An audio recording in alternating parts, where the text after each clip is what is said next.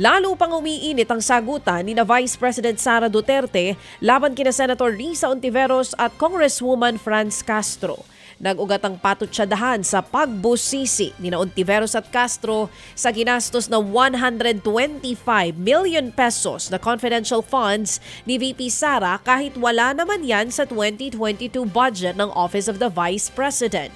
Galing ang pera sa contingent fund ng Office of the President na inilipat sa OVP. Naubos daw ng OVP ang pondong yan sa loob lamang ng 19 na araw. Idinaan daw ng Vice Presidente sa patutsada ang kanyang sagot sa mga mambabatas. We do not respect Ms. Castro and Ms. Ontiveros. I have no respect for them. Hindi ko kailangan ang respect mo, VP Sara. Kung hindi mo kayang irespeto ang mga katrabaho mo, irespeto mo man lang sana ang paggasta ng pera ng bayan. Ang giit pa ni Senator Ontiveros, ipaliwanag na lamang ng Vice Presidente kung para saan ang hinihinging 500 million pesos na confidential funds ng OVP at 150 million pesos galing naman o mula naman ng DepEd. Ganyan din ang ipinunto ni ACT Teachers Party List Representative Franz Castro.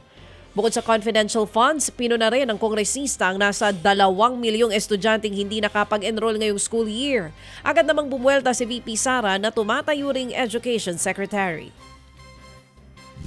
Pahanap niya sa akin ang mga bata na para bang kinuha ko yung mga bata na yan kung saan-saan. Si Franz Castro, kinuha niya yung mga bata dyan sa Talaingod kasi ililipat niya doon sa Manila para mag-rally.